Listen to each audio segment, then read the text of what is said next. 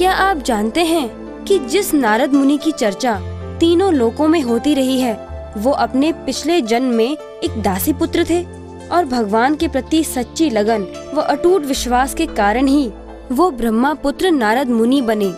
नारद मुनि की सूझबूझ का लोहा आज की पूरी दुनिया मानती है। यहाँ तक कि स्वयं भगवान कृष्ण भी उनके गुणों का वर्णन किया करते थे।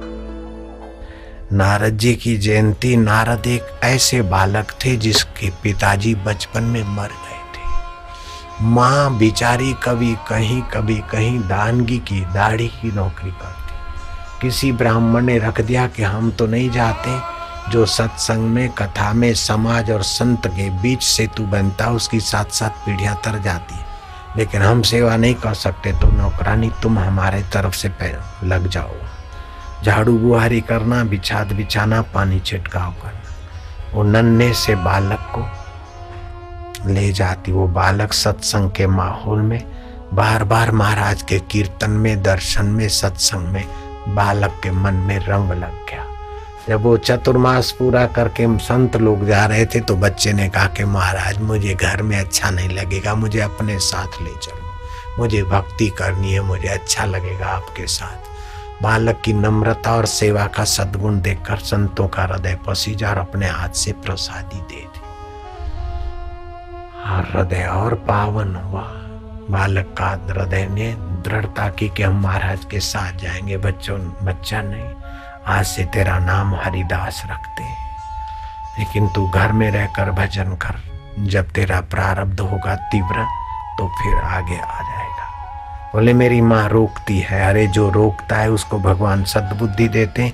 अगर सद्बुद्धि वो नहीं लेता है तो भगवान उसका शरीर ले लेंगे, तू चिंता मत कर। देव ऋषि नारद कहते हैं कि 5 साल की उम्र में संत तो चले गए, मेरी माँ मेरे को रोकती टोकती थी। एक दिन मेरी माँ को सांप ने काटा और मर गई।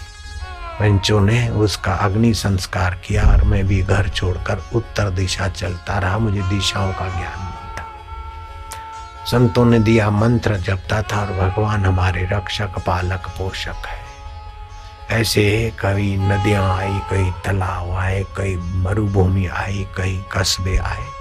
ऐसे करते करते मैं गंगा किनारे पहुंच गया। पीपल के वृक्ष के नीचे में थका मांदा भगवान को प्रार्थना कर रहा था, और जो ही आर्त भाव से प्रार्थना करते तो भगवान तुरंत हाथ पकड़ लेते।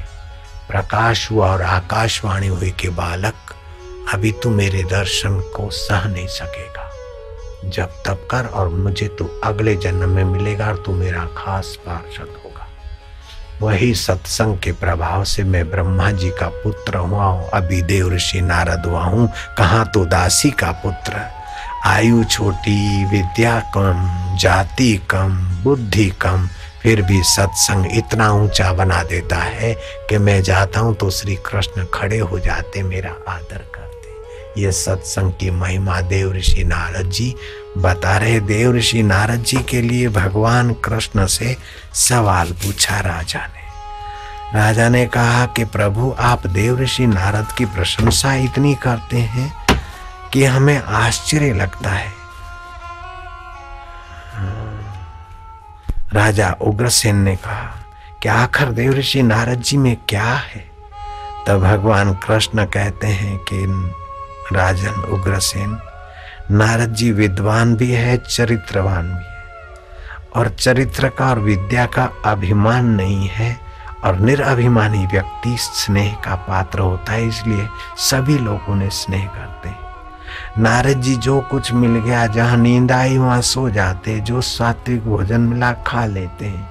वासना बढ़ाने के लिए प्रयत्न नहीं करते, वासनाओं को शांत करके निर्वासनिक मुझ नारायण में विश्रांति पाते हैं। इसलिए नारद जी सर्वत्र पूजनीय हो रहे हैं। नारद जी क्रोध रहित, भय रहित, चिंता रहित और ममता रहित पावन जीवन के धनी है। इसलिए नारद जी सर्वत्र सम्मानित होते हैं। नारद जी जितेंद्रिय है, सरल है, सत्यवादी है और दृढ़ प्रतिज्ञावान है। आप भी अपनी प्रतिज्ञा तोड़ो मत।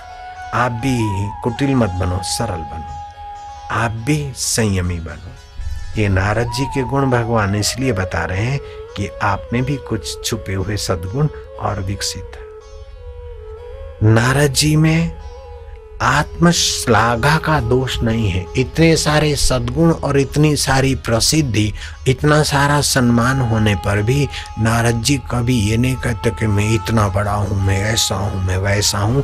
ऐसा नारद जी के चित्त में भ्रम नहीं होता। आप भी अपने चित्त में 4 आदमी आपको मान दे तो ये नहीं सोचना कि मैं इतना बड़ा आदमी हूं। मनुष्य की ये बड़ी भारी कमजोरी है कि अपना छोटा सा गुण भी बड़ा लगता है और दूसरे का छोटा सा अवगुण बड़ा लगता है। नहीं नहीं, अपने गुण को भूल जा, दूसरे के अवगुण को भूल जा और अपने और दूसरे की गहराई में जो परमात्मा है उसको प्रीति कर।